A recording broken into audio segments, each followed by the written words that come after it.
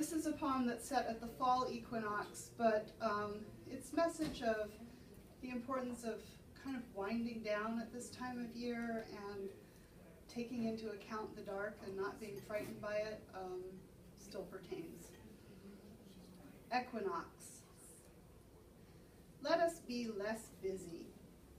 Wind down to quiet when leaves tumble loose. Let us resist bustle, thicken our coats against jingle and jitter, the commerce of compulsion. Autumn now gathers more dusky wool each evening. Goldenrod and purple ironweed flare. On the mountain, trees display whatever daub of russet and ochre this year's rainfall and frost allow. Threads of morning mist trace creek to marsh, disheveled cattails, losing tufts of seed, and milkweed pods twisted into strange paisley foretell the palette of coming winter.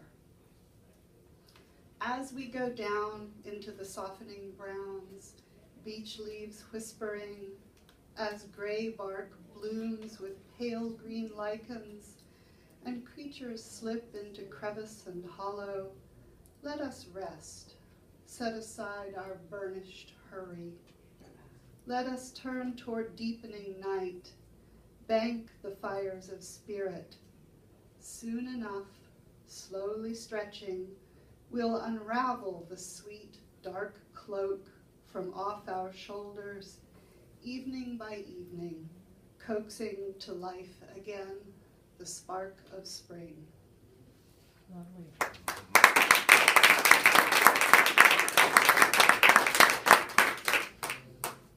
Thanks. So the poems I'm reading tonight are drawn from an eco-poetry art project that was conceived as a protest tactic against the Atlantic Coast Pipeline. I don't know if any of you have heard about Dominion Energy's proposal to bring this fracked gas pipeline down through the state of Virginia, through our George Washington National Forest, across the Appalachian Trail, through all kinds of protected areas, and through private landowners' property too.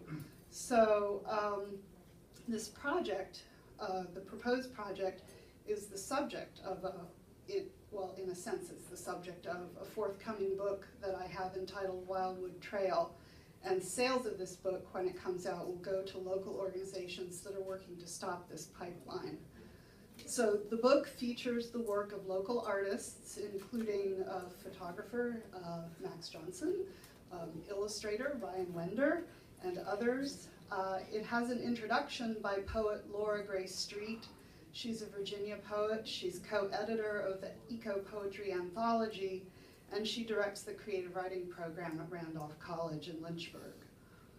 So, as I noted, many of you probably already know about this pipeline. If it was built, it would really be an ecological and economic disaster for our area. And it was slated to run right through the piece of property that I live on. And so I decided to use my poetry and to create a kind of protest. So what I did was register the copyright for an outdoor art installation trail that is comprised of 16 different pieces. They're assemblages. So they're mostly containers and other items, and each of them contains a poem, one of my poems.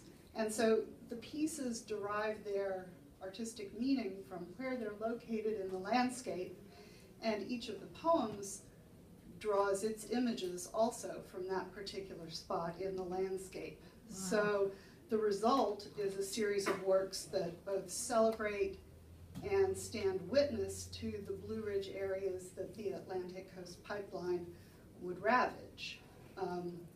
So if you want more information about the project or would like to donate to the book design and printing campaign that I have going, I've put some information cards out on the tables, and I have some up here as well.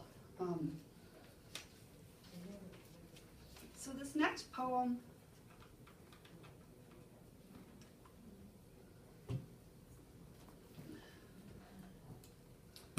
This next poem draws its images from the orchard, where I live out in Nelson County, but it also is set during the Civil War, and it's in the voice of a character who kind of came to me. She's an indentured servant, fleeing a bad situation. Surrender to the orchard, like bare feet give in a red dirt road. Let stinging rain travel, pour to pour. You'll have to ball up the sheet music, kindle a fire. Don't cry as spark and ash sing up the sky. She's gone. I cradle her voice in my ear. Indentured, fleeing lash and worse, we waited for hours, smeared in bear fat to cover the scent.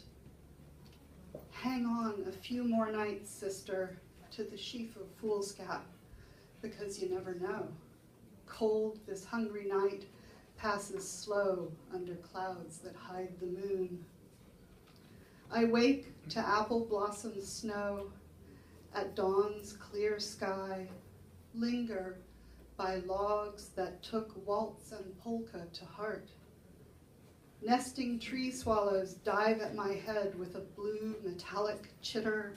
Keep away. No grits, no cook kit, no wren in the eaves. Only spotted knapweed and checkerbark persimmon to call me lonely. Can't bide for the curious or a mini ball to come for me. I pack and consent to a cobalt horizon.